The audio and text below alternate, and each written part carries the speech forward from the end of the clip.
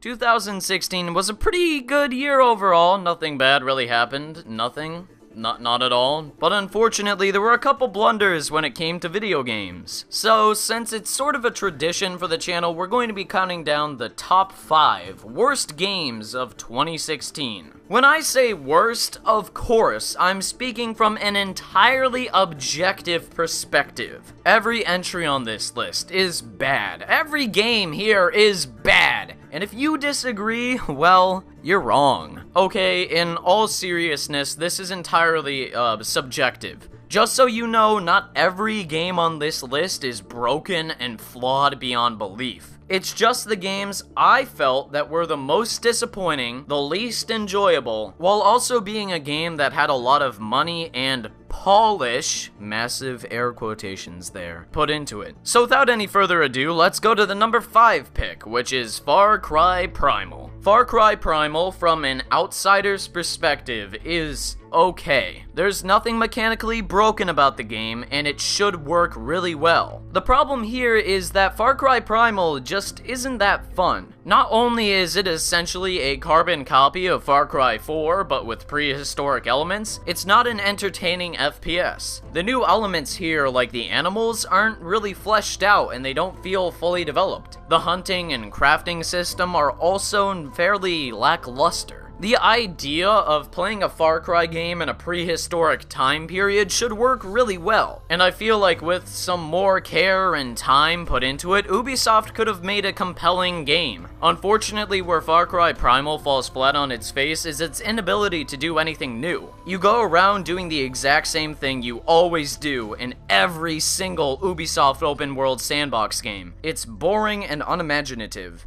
I'm sure somebody new to the whole Ubisoft formula would find some enjoyment out of Far Cry Primal. Personally, I didn't. And number 4 on our list goes to Just Dance 2017 for the Wii.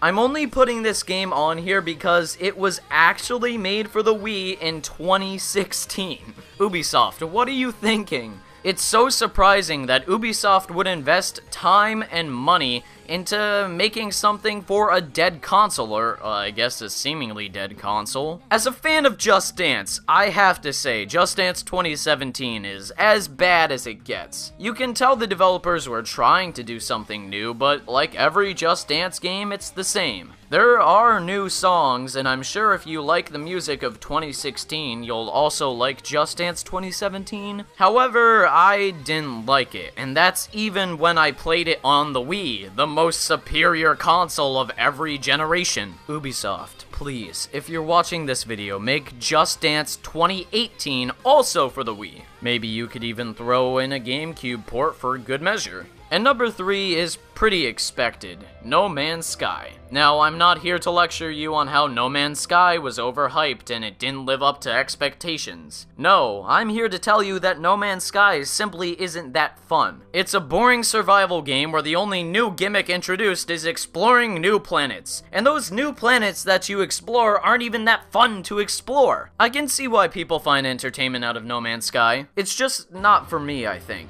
I've gotten burnt out on survival games ever since I put 1,000 hours into Minecraft as a kid. I suppose they just don't do it for me anymore. If you like survival games, then I'm sure you probably like No Man's Sky. Its survival elements just didn't appeal to me. The new space exploring gimmick, while fun in the first 5 or so hours, gets boring and tiresome once you've basically seen everything the game has to offer. And it's a shame too, because this is such a novel idea. Exploring a never-ending universe full of diverse planets and varying ecosystems would work on paper. The concept demonstrated in No Man's Sky just lacks polish and care, in my opinion. But No Man's Sky doesn't come close to what's next. Star Fox Guard. I'm sure not a lot of you know about Star Fox Guard. Star Fox Guard is Nintendo's take on the Five Nights at Freddy's formula.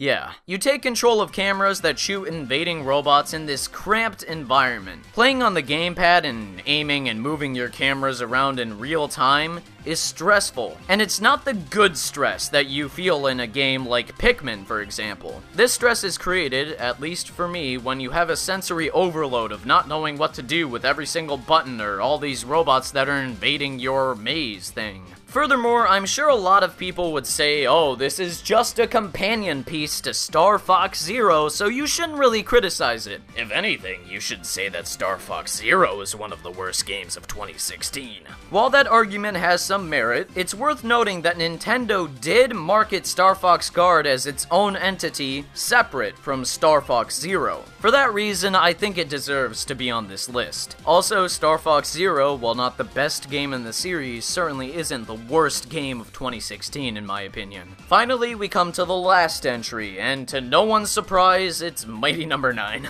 Oh boy, I am not even sure where to start. Mighty Number 9 does not take this spot for being overhyped or not fulfilling most of its promises in the Kickstarter. Mighty Number 9 is the worst game of 2016 for me because of its abundant problems. The gameplay is far from fun. Like I said in my review, it takes a lot of the elements from Mega Man and tries to replicate it without the charm or effort. Killing enemies is not satisfying, and trying to run into them to score points and rack up combos is not enjoyable. What's even worse is the terrible presentation with PS2 looking graphics. The soundtrack is equally as bad, with that infamous rap credit song. I'll link it in the description if you want to hear it. It's really, really good. There are some redeeming elements, I'll give you that. You can get some satisfaction out of racking up combos and dashing through the air and going through the stages really fast. But when I played Mighty Number 9, I didn't experience that fun. I only experienced boredom. Anyways, there's not much more to talk about with Mighty Number 9, so let's just leave it in the grave along with the whole rest of 2016. 2016 is now finally over, and I guess we'll just start another human-constructed time event called 2017, and I suppose we'll just begin the process over again. Hooray. As always, if you disagree or agree with my opinions, let me know in the comment section below. Thank you so much for watching, and take care. Have a wonderful day, and goodbye.